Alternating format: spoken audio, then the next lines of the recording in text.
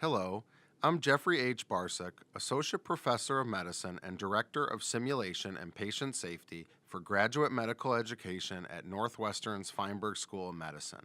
In this module, we will review critical hygiene practices and precautions that must be observed prior to central venous catheter insertion.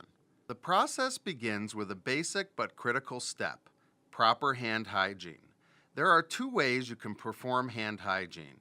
You can utilize antibacterial soap and water, or you can use an alcohol-based cleanser.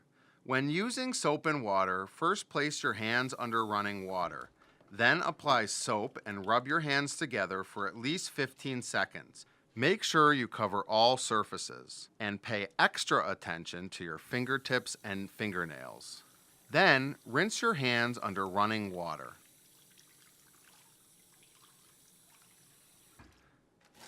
And dry with a disposable towel. Another option is an alcohol-based cleanser. Apply the cleanser to the palm of your hand and rub your hands together until they are dry. Again, making sure to cover all surfaces and pay extra attention to your fingertips and fingernails. Once hand hygiene is complete, you should put on gloves and mark the site. After marking the site, complete a timeout with the nurse. This is Mr. Albert Doherty. We are going to be doing a right internal jugular central venous catheter insertion. I have all my equipment and I've marked the site. Make sure to verbally identify the patient's name and social security number and check their ID band. Be sure to include the type of procedure, in this case a central line insertion, the site of the insertion, and any other pertinent information concerning the procedure or the patient. This information must be documented in the patient's chart. Before opening the central line kit, you must have on a hat, mask, and gloves. Open the kit by peeling back the cover, remove the blue package from the tray, and place it on the stand. Open the side flaps of the blue package. Remove any additional materials from the kit and place them on the side.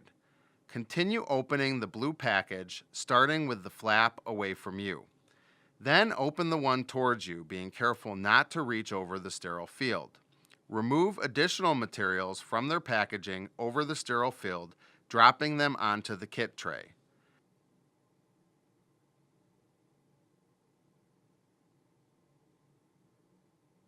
Now it's time to prep the site where the line will be inserted. When handling the antiseptic applicator, do not touch the sponge, as that will touch the patient. Pinch the wings of the applicator to release the antiseptic. Allow the solution to partially load into the sponge and gently press against the treatment area to evenly distribute the solution. The prepped area of skin should extend to an area large enough to adequately cover the drape fenestration. If the site is dry, for example the neck, you should friction scrub the site using the prep solution for at least 30 seconds. Let the skin dry for at least 30 seconds or per manufacturer recommendations. If the site is not dry, for example the inguinal fold, you should friction scrub the site using the prep solution for at least 2 minutes. Once you have finished prepping, let the skin dry for at least 1 minute, or again per manufacturer recommendations. Any provider involved or assisting in the line insertion must perform proper hand hygiene again directly before putting on a sterile gown and gloves. Before gowning, remove the sterile patient drape from its packaging. Place it on a flat surface and open it, creating a sterile field. Do the same with the gown package. Once that sterile field has been created, open the glove package onto it. Then put on your gown. Pick up the gown from the sterile field and open it so the interior of the gown is facing you. It is important for you not to touch the exterior of the gown. Place your hands in the armholes and keep your hands inside the sleeves. To secure the back of your gown, ask someone to help you. They will pull the sleeves up and tie it behind you. Next, put on sterile gloves. Open the glove packet with your hands in the sleeves. Use your left hand to pick up your right glove. Place it palm down, making sure the thumb and fingers of the glove are pointing towards your elbow.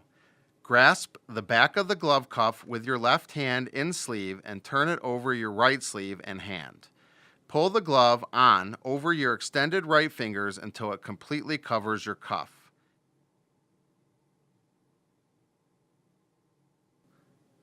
Then use your glove hand to put on the left glove in a similar manner, making sure to cover the cuff of your sleeve.